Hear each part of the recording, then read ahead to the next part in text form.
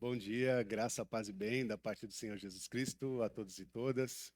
Mais um encontro especial, um encontro sagrado que Deus nos dá, nos presenteia.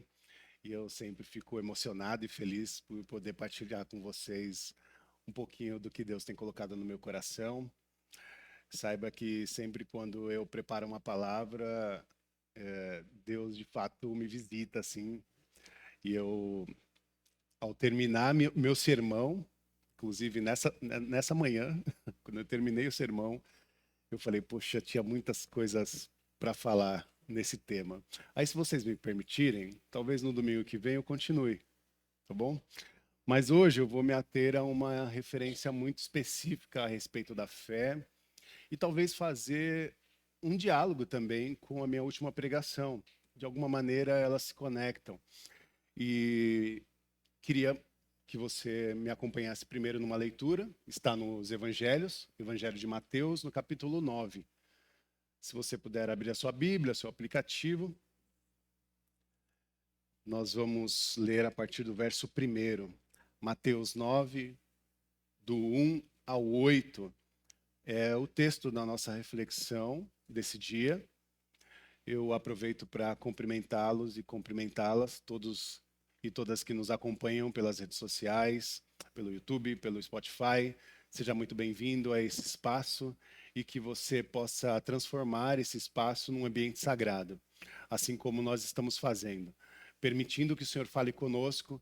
E a nossa oração é que Deus fale contigo, fale com a sua família, compartilhe essa mensagem com seus amigos e familiares. Nós sabemos o quão importante a mensagem de Deus é e que ela tem possibilidades de vida para outras existências. Assim como essa mensagem te alcança, que ela possa alcançar outros corações. Consagre esse tempo ao Senhor. Mateus capítulo 9, versículo 1 ao 8 diz assim: Entrando Jesus num barco, atravessou o mar e foi para a sua própria cidade. Versículo 2. Alguns homens trouxeram-lhe um paralítico, deitado numa cama. Vendo a fé que eles tinham, Jesus disse ao paralítico: Tenha bom ânimo, filho, os seus pecados estão perdoados. Diante disso, alguns mestres da lei disseram a si mesmos: Esse homem está blasfemando. Conhecendo Jesus seu pensamento, disse-lhes: Por que vocês pensam maldosamente em seus corações? O que é mais fácil dizer? Seus pecados estão perdoados ou levante-se e ande? Mas para que vocês saibam que o Filho do Homem tem na terra autoridade para perdoar pecados, disse ao paralítico: Levante-se, pegue a sua maca e vá para a sua casa. Ele se levantou e foi. Vendo isso, a multidão ficou cheia de temor e glorificou a Deus, que dera tal autoridade aos homens. Até aí. Oremos ao Senhor mais uma vez. Querido Deus, eterno Deus, te louvamos. Obrigado pelos encontros e reencontros. Obrigado pela oportunidade de experienciar a igreja, a comunidade. Esse ambiente sagrado que não se limita a essas paredes, mas que encontra corações em lugares distintos. E que todos eles possam ser acolhidos pela sua santa mensagem. Usa as nossas vidas no ouvir e no falar. Esse é o nosso pedido nesse dia, em nome de Jesus. Amém. Amém. Irmãos e irmãs, se eu perguntasse para vocês qual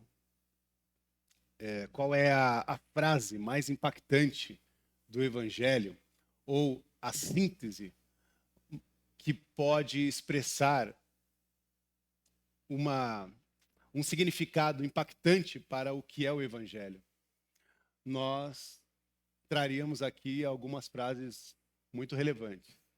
Por exemplo, qual é a frase mais importante do Evangelho para você? Quando eu te faço essa pergunta, qual é a frase que vem na sua mente? Quer falar? Tomar e comer. Mais uma. A frase do Evangelho. que chega na sua mente, assim, ó.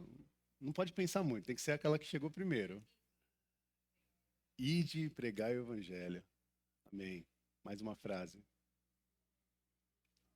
Jesus amou o mundo de tal maneira que deu seu Filho único. Tem mais uma frase? Eis que estou à porta e bato. Amém. Tem mais uma? Uma frase. Vocês são muito bíblicos, eu estou emocionado por isso. Obrigado, Deus. Obrigado, Deus, por uma igreja avivada biblicamente. Louvado seja o nome do Senhor. Mas eu queria que você desse uma síntese, assim, frase de adesivo de carro. Não temas. Como que é? Senhor, meu pastor. Todo mundo está muito bíblico, não tem jeito. Glória a Deus pela vida de vocês. Mas a frase que me impactou é a frase do Jesus salva. Jesus salva. Eu falo essa frase porque é a frase de caminhoneiro, né? Que tem atrás do caminhão. A frase que tem no adesivo de carro. Uma frase que é uma síntese que é muito ampla, complexa, que não dá para ficar só nela. Jesus salva. Jesus salva. De fato, é uma frase absolutamente correta. Jesus salva. Então, diante de todas essas frases, essas expressões, esses versículos aqui citados, eu vou me ater e me debruçar a essa referência específica de um Deus que salva. Específica na pessoa de Jesus. Jesus salva. Isso pode ser afirmado biblicamente com o apóstolo Pedro, quando ele, no livro de Atos, capítulo 4, no versículo 2, ele diz assim: não há salvação em nenhum outro, pois debaixo do céu não há nenhum outro nome dado aos homens pelo qual devamos ser salvos. Jesus salva. A partir da afirmação de Pedro, Jesus salva. A igreja de Atos. Mas o próprio Jesus também cravou essa mensagem no livro de João, capítulo 14, versículo 6, quando ele diz: eu sou o caminho, a verdade e a vida. Ninguém vai ao Pai senão, por mim, Jesus. Então, Jesus salva. Temos uma afirmação que contempla absolutamente essa verdade. No entanto, eu preciso dizer para vocês hoje que a salvação, de fato, é de Jesus. Vem por meio de Jesus, por intermédio de Jesus, mas ela nunca é objeto solitário. A salvação vem de Jesus, a salvação é de Jesus, por intermédio de Jesus, mas ela não é solitária. A salvação, ou a frase, né, Jesus salva, ela não pode ser usada como justificativa de uma fé egoísta. Jesus salva não pode ser usada como uma justificativa de uma fé individualista ou individualizada. A gente não pode usar ou argumentar em cima de uma frase, Jesus salva, e dizer, eu já garanti o meu lugar no céu. Vocês que se virem. Eu já garanti o meu espaço no céu. Agora, vocês que dão o seu jeito aí. Vocês que vão atrás da sua salvação. Essa frase, esse argumento individualista, não pode compor a ideia do Jesus salva. Porque a expressão de Jesus salva não é uma expressão datada para uma salvação individualizada ou individualista. Se ela for usada para endossar, né, um conceito de salve-se quem puder, obviamente esse conceito está errado, porque o conceito do salve-se quem puder é um conceito da modernidade. É um conceito que não é bíblico. Não está na Bíblia, não tem referência bíblica, não tem fundamento bíblico. Essa salvação individualista ou individual não é bíblica. E a Bíblia nos dá, graças a Deus, diversos relatos, nos traz diversas histórias que vai mostrar para nós que a salvação não é individual, mas a salvação é coletiva.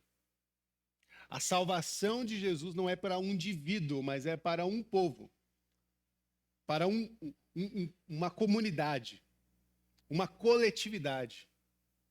A salvação ela é direcionada para a pluralidade das existências, para toda a gente. E aí a gente vai precisar ir para o chão da vida e organizar a nossa compreensão a partir dessa cena que nós lemos em Mateus, que nos descreve que Jesus cura um paralítico. E olhar para essa cena sobre a perspectiva de uma salvação que vem de um Jesus que só pode ser alcançada por meio dessa interdependência, ou dessa dependência mútua. Não é uma salvação que alcança um coração só, mas que alcança o coração interdependente, o coração que está com uma dependência dedicada, mútua, que se desenvolve nas parcerias, na amizade, nos encontros, nos acordos. Uma fé cristã que só tem possibilidade no movimento comunitário. Uma fé cristã que só tem possibilidade de se manifestar no movimento, né, da igreja, no movimento da comunidade, no movimento da família, no movimento da amizade, no movimento da relação, dos afetos. Então, essa ideia de colocar a salvação apenas como um contrato individual entre eu e Deus é uma construção cultural. É uma construção, muitas vezes, teológica, a partir da cultura individualista que nós vivemos. E, obviamente, impulsionada, como eu bem disse, pela modernidade, impulsionada pelo individualismo, né, dos séculos, dos últimos séculos. E aí o Evangelho contrapõe essa dinâmica porque ele nos dá a compreensão que é sobre o corpo de Cristo. A salvação vai para atingir um corpo, e é um corpo sagrado, manifesto na coletividade que é chamada de igreja. Eclesia, a igreja, a comunidade, impactada por essa expressão, conduzida pela manifestação da salvação do nosso Senhor, Jesus. Então, olhar para a casa, né? Onde Jesus está. E aí, vamos fazer isso, na verdade, fazer esse exercício, porque esse é o quadro, né, que Jesus pinta dentro da sua expressão na história. Porque ele está em uma casa, e nessa casa existe uma multidão de pessoas querendo ouvi-lo, querendo tocá-lo. Há uma multidão de pessoas querendo ouvir a sua voz, a sua expressão e o seu milagre. E, de repente, diante dessa multidão acontece uma salvação, e uma salvação que não pode esperar. Não tem tempo para esperar. E isso é extraordinário, porque existem corpos que não podem esperar a salvação. Existem corpos que exigem urgência da salvação. E este corpo chega até Jesus numa casa aglomerada, buscando salvação, cura, perdão. E aí nós entramos nesse ponto, né, em que nós observamos dois lados da moeda, né? Observando essa casa, essa multidão e a expressão de um corpo que está vindo de encontro a Jesus em busca de salvação e de perdão. E a história vai nos apresentar esses dois lados, né, da moeda, esses dois lados da história que a gente vai precisar analisar. O primeiro ponto, ou o primeiro lado, é como uma expressão de deficiência universal. Ou uma expressão de deficiência universal e de despertamento. Porque aqui nós temos um homem paralítico, uma pessoa que estava paralisada, e a paralisia aqui, ela é fonte de despertamento. Porque a gente só se dá conta da ajuda que nós precisamos quando nos percebemos paralisados. A gente só se dá conta que precisa de ajuda quando a gente percebe que não consegue avançar sozinho. Quando a gente se sente paralisado existencialmente, espiritualmente, não só fisicamente, entende? Então é importante olhar esse corpo, essa presença, esse homem que vai, né, de encontro à sua cura, com essa expressão da paralisia, e a gente vai precisar observar a paralisia como uma fonte de despertamento existencial ou espiritual. E aqui a paralisia do homem nos lembra que há uma verdade muito incômoda, que todos nós, de alguma maneira, somos deficientes. Ou todos nós, de alguma maneira, carregamos uma deficiência. E quando vamos ao encontro de Jesus, vamos levando a ele as nossas fraquezas. Vamos levando a ele a nossa paralisia da alma. Levando a ele a nossa paralisia do corpo, como acontece com esse moço, ou levando a paralisia das nossas emoções, porque também não dizer da nossa própria espiritualidade. Então a diferença dessa deficiência posta desse moço, que era uma deficiência visível, não é muito diferente da nossa deficiência, que muitas vezes é invisível, mas ela está lá, ela acontece, ela está expressa em algum campo.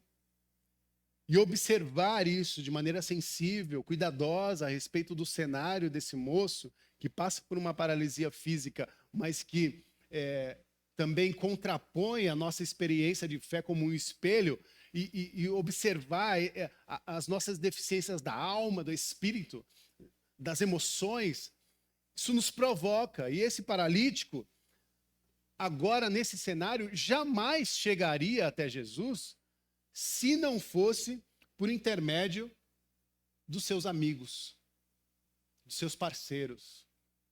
Ele não chegaria até Jesus se não tivesse alguém que o levasse até Jesus.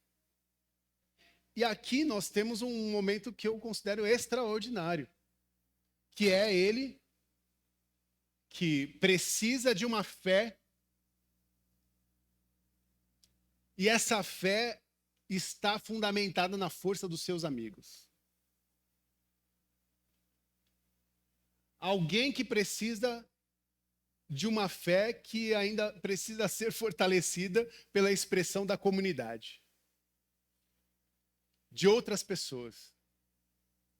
Ou seja, a sua fé individual não é suficiente no processo de busca do sagrado, porque ela se complementa na comunhão, na ajuda dos nossos amigos e amigas espirituais.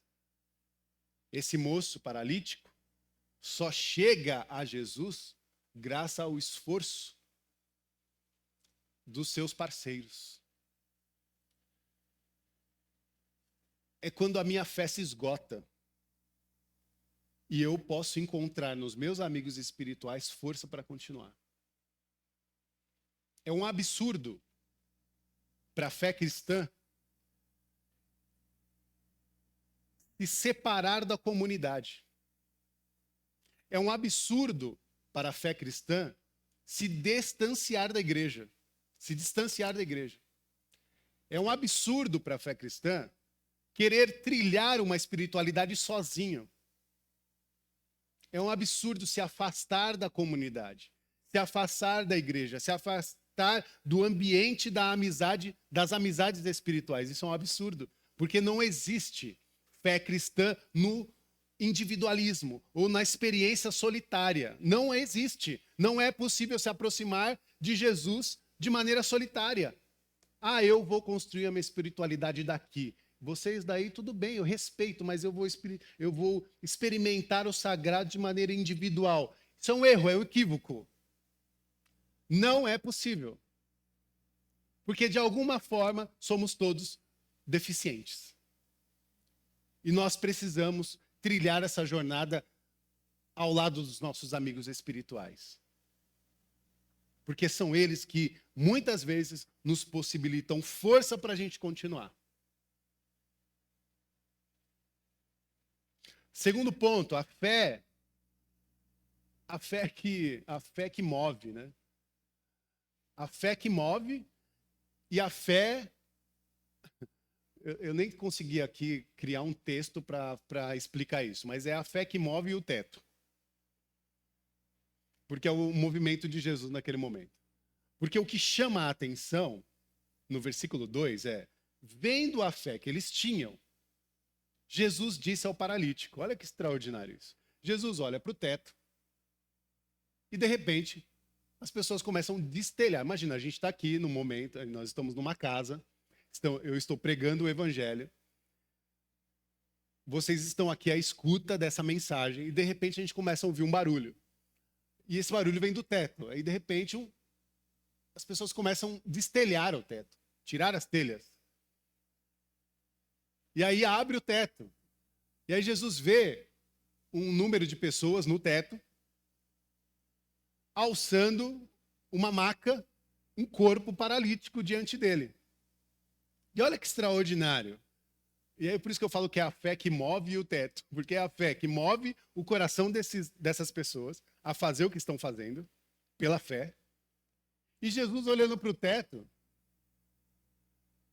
e aquele cenário acontecendo diante dele, e qual que é a resposta de Jesus àquele movimento? Primária, do versículo 2.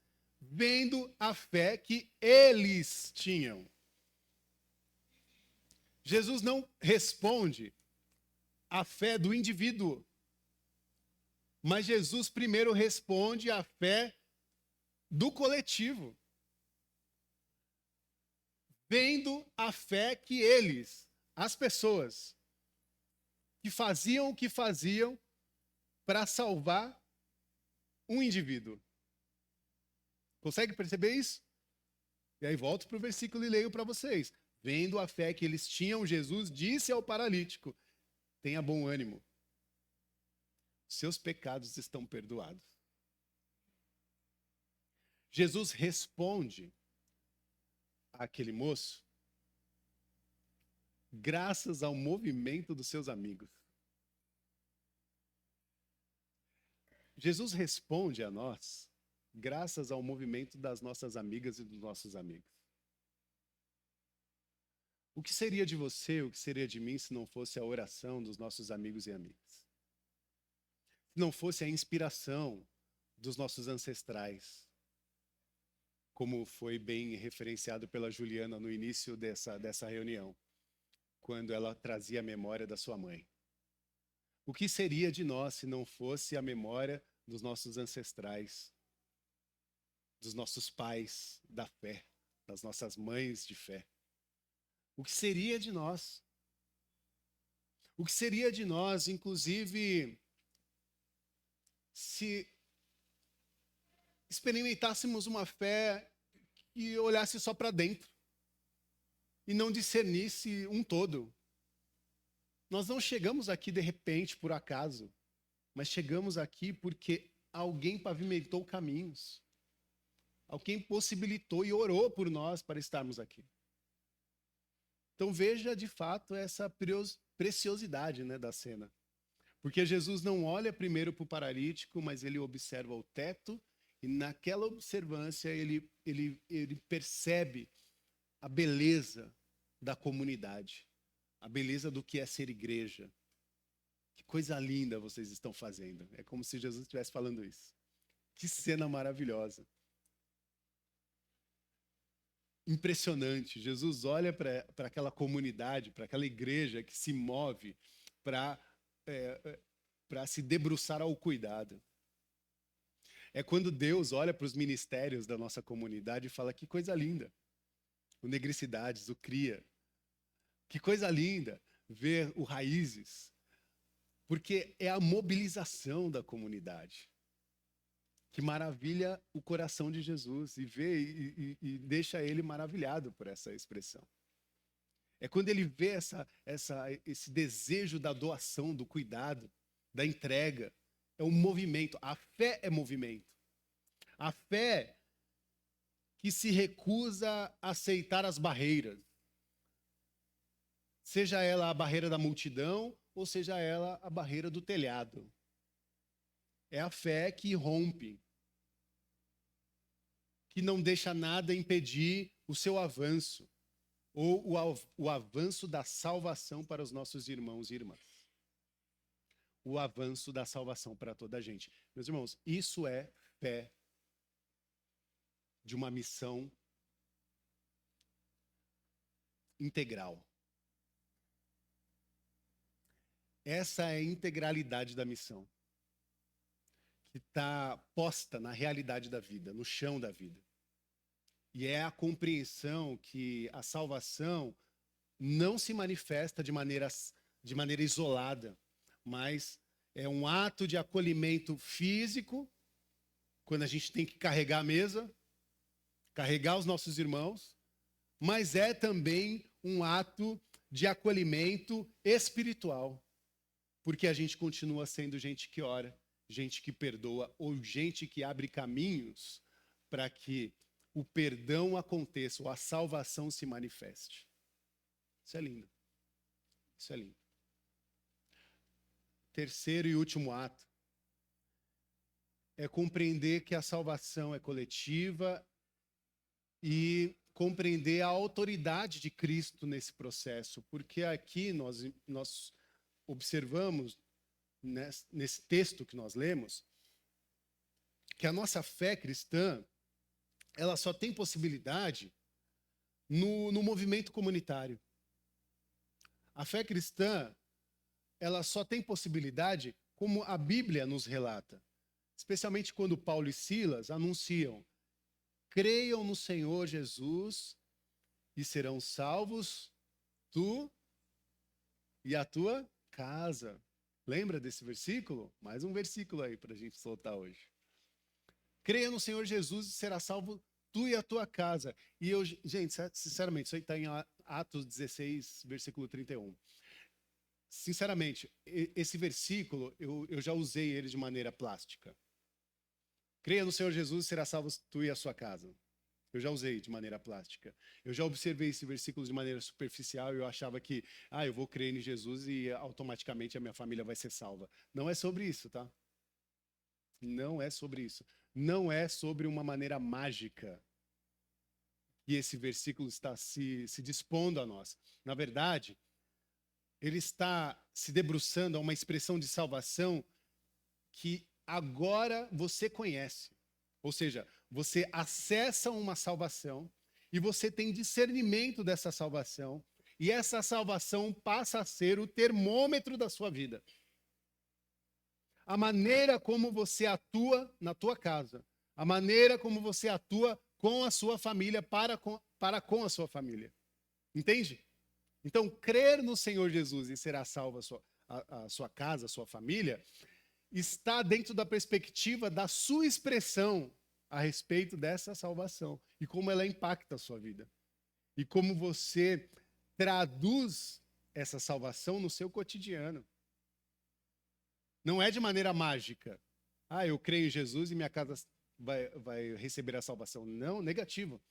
Você crê em Jesus e essa crença em Jesus, essa relação com Jesus, essa fé com Jesus, se manifesta de maneira tão intrínseca, verdadeira, forte, que impacta a sua relação e passa a ser o termômetro da sua vida no meio dos seus afetos. A maneira como você se relaciona, a maneira como você anuncia o evangelho, a maneira como você cria no seu lar, na sua casa, um ambiente para que outros e outras sejam salvos e salvas. Não é só sobre céu, meus irmãos. Não é só sobre uma salvação de um céu que está por vir, mas é uma salvação que invade o terreno da vida e faz de nós agentes de salvação dos nossos familiares, dos nossos amados, afetos, para que eles não tropecem, para que eles não escorreguem nas cascas de banana da vida, para que eles não pausem a vida no momento de intempéries, no momento da tempestade, no momento do mau tempo, no momento em que tudo está seco, ou que o temporal, né, está atormentando a sua caminhada. Não. Não é sobre isso. Agora, vamos ver só o contraste. Especialmente quem ouviu minha pregação no domingo passado, eu acho que agora você vai conseguir contrastar muito bem a linguagem e como essas duas pregações se encontram. Porque no domingo passado eu falava de quem? Simão. Lembra Simão, fariseu? Simão, fariseu, ele estava lá, fazendo questionamentos na sua mente, né? A respeito do movimento de Jesus. Fazendo questionamentos e Jesus vai lá e dá uma resposta para ele. Não é muito diferente desse cenário, porque aqui não está Simão, mas estão os mestres da lei. E os mestres da lei estão também fazendo análises. Quem é esse homem aí que perdoa pecado? Perdoa pecado? Isso não é papel dele, não. Só Deus pode perdoar pecados. E aqui, os fariseus, novamente, os mestres da religiosidade, da lei, novamente mostram o seu estigma. O estigma de uma paralisia religiosa. Não só do corpo, mas da alma. Porque da mesma forma que Jesus enxerga beleza, e nós como igreja enxergamos beleza nesse cenário, os sacerdotes, os fariseus estavam com seus corações endurecidos e fazendo questionamento.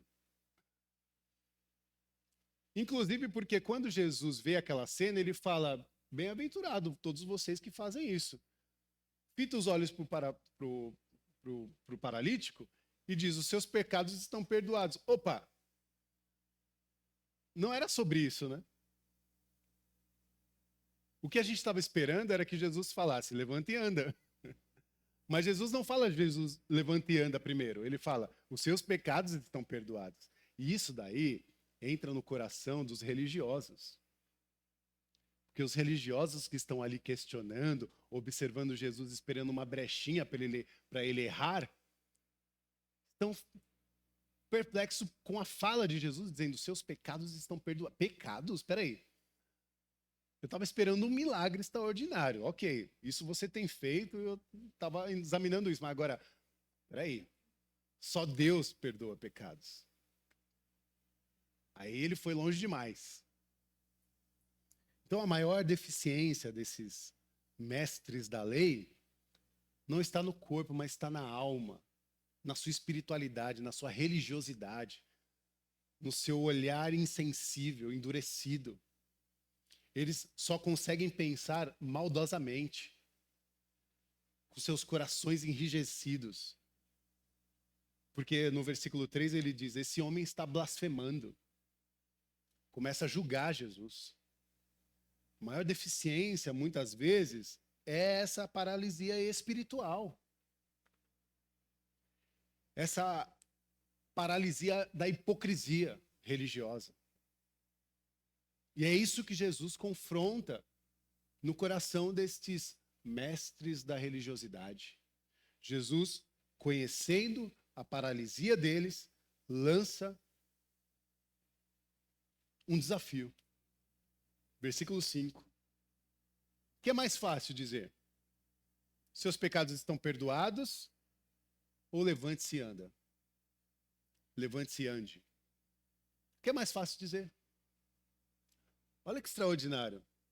Antes de Jesus levantar um corpo paralítico, ele faz um movimento de cura à paralisia da religiosidade endurecida, enrijecida, doente, hipócrita.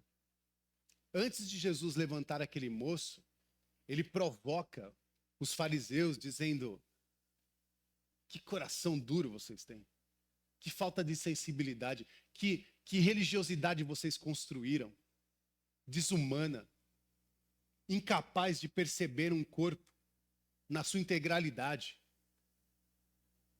que não se arremete só por conta da sua paralisia física, mas que precisa de restituição integral. O que aconteceu com vocês e com a religião de vocês, com a espiritualidade de vocês, que não consegue mais observar nesse corpo humanidade, afeto, amor, dignidade? Ele está chamando a responsabilidade em meio a todas essas críticas religiosas que recebia. Porque para eles, de fato, era mais fácil o caminho contrário. Agora, os seus pecados estão perdoados? Na verdade, quando Jesus fala, os seus pecados estão perdoados, para os sacerdotes com o coração enrijecido, eu falo, é fácil Jesus falar isso. Porque isso a gente não tem como comprovar, certo? Jesus fala, o seu pecado está perdoado. Como que a gente vai comprovar que o pecado dele está perdoado? Então os sacerdotes fazem isso. Ah, é fácil Jesus falar isso. É uma blasfêmia. E é fácil ele usar esse argumento. Porque a gente não tem como comprovar se o pecado desse moço foi perdoado ou não foi. E aí Jesus lança um desafio. O que é mais fácil? Perdoar o pecado ou falar para ele se levantar?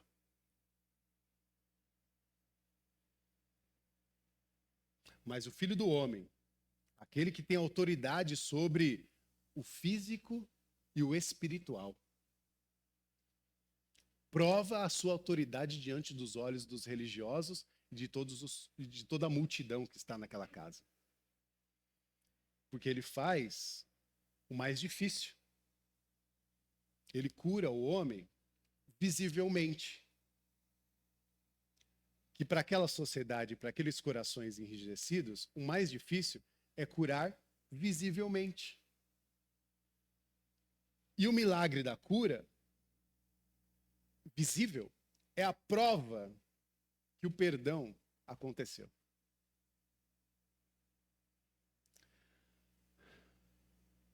E o que acontece, meus irmãos? Aquele homem se levanta, ele toma sua maca e ele vai. E para onde ele foi, Rafa? Porque parece que a história termina ali, né? Ele toma sua cama, toma sua maca, se levanta e ele vai. Mas ele não vai sozinho, meus irmãos. Ele não vai sozinho porque ele carrega junto com ele uma maca. E a maca é esse símbolo da sua antiga paralisia, obviamente, como também um testemunho do seu novo ciclo de caminhada.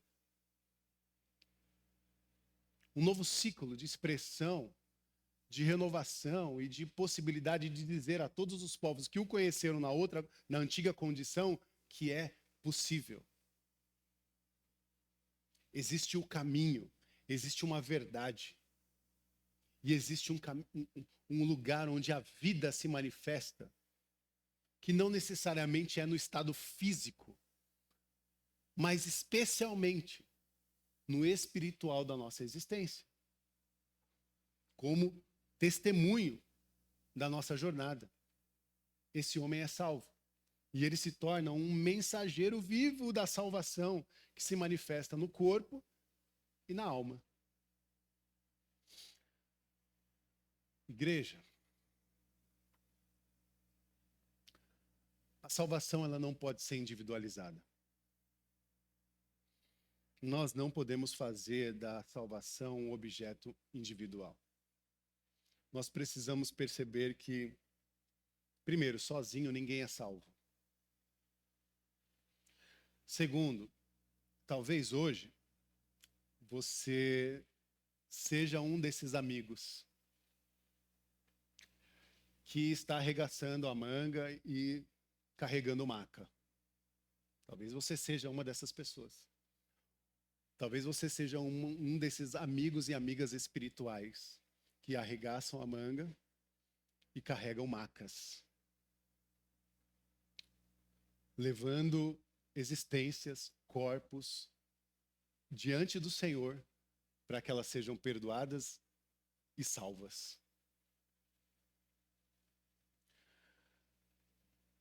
E talvez você precise exercer a sua fé coletiva, lutando por alguém ou por alguma pessoa que está com a sua fé desgastada, ferida, machucada, fragilizada. Ou talvez você seja esse corpo que está enmacado, né? Esse corpo que está fragilizado, sem força. E que precisa se encorajar a se permitir a ser carregado pelos seus amigos e amigas espirituais. Porque uma coisa a gente aprendeu e eu levo para a minha vida. Eu não posso carregar uma maca que não me permitiu esse ato. Eu não posso estender a mão a quem está com as mãos acolhidas, rejeitando a ajuda, rejeitando a amizade, o afeto, o cuidado. Ah, eu não quero mais caminhar contigo. Ah, eu não quero mais a sua ajuda. Ah, eu não quero mais experimentar o sagrado da comunidade. Que tristeza é alguém que se acolhe para a ajuda da comunidade, da igreja. Então, quando Jesus olha para aquela maca, celebra os amigos espirituais. O que seria de mim, o que seria de nós sem os nossos amigos e as nossas amigas espirituais? Mas talvez seja você essa pessoa enmacada, enlutada, fragilizada, sem forças, sem fé, sem esperança. Que Deus possa atribuir a ti coragem, força e capacitação para continuar, para seguir, mas também para permitir que os seus irmãos e irmãs possam te levantar, te reerguer e te levar adiante de um Jesus que está pronto para te dar a salvação.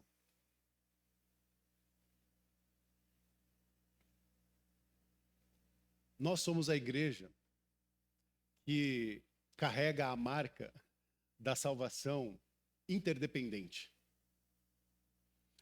que carrega a marca da salvação de uma dependência mútua, em que nós somos salvos a partir do momento que nos entregamos para os nossos irmãos e irmãos em cuidado, em oração, em cura e cuidado das nossas feridas existenciais, do corpo, emocionais, e por que não dizer espirituais? Porque, por fim, tudo é espiritual. O espaço da fé cristã está no meio da comunidade. Não dá para vivenciar uma comunhão com Cristo afastado disso aqui, meus irmãos. E é por isso que eu iniciei a minha mensagem dizendo que eu me emociono ao sentar aqui e poder olhar nos olhos de cada um e cada uma de vocês e poder partilhar uma mensagem que Deus falou comigo. Mas Deus falou comigo em algum momento, mas Ele não falou comigo por acaso. Por acaso. Ele falou comigo porque Ele ouviu a sua oração.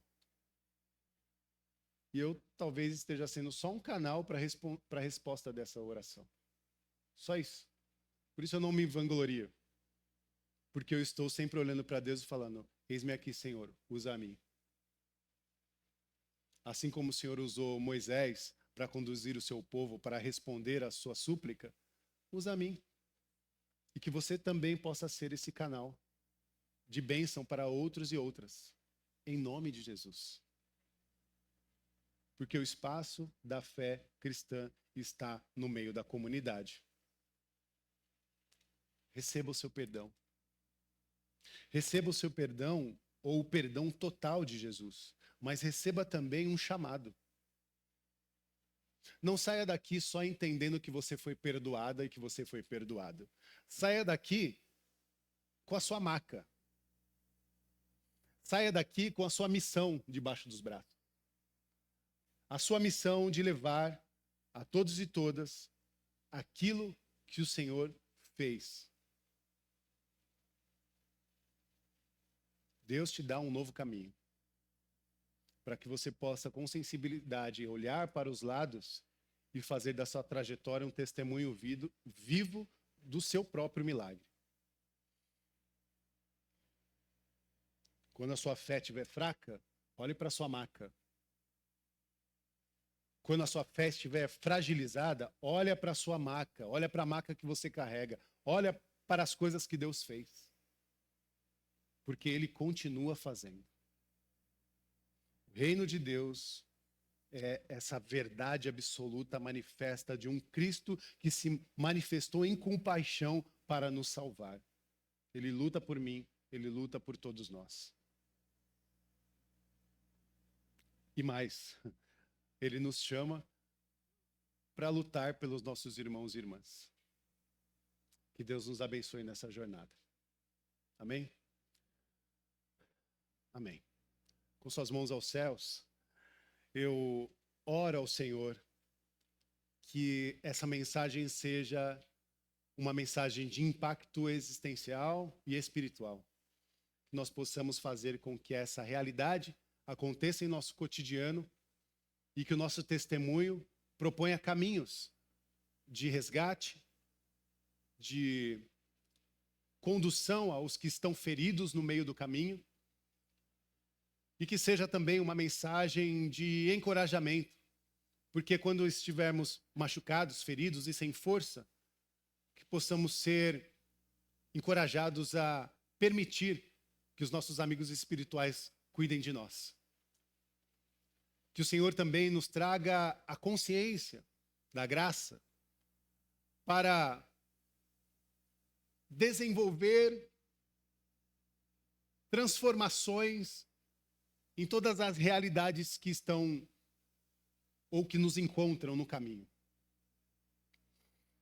Ajuda-nos, Senhor. Obrigado pelo teu perdão. Obrigado pela salvação que nos impacta. Nós te louvamos e exaltamos por tudo isso. Que o amor de Deus, que a graça do Senhor Jesus Cristo e que a manifestação do sopro consolador do Espírito esteja sobre a vida de todas e todos. Que você possa sair daqui com um perdão, mas que você também possa sair daqui com uma missão, que é testemunhar a graça e o favor imerecido a todos os povos, a toda a gente. Em nome do Pai, do Filho e do Espírito Santo. Amém, amém e amém. Que Deus nos abençoe.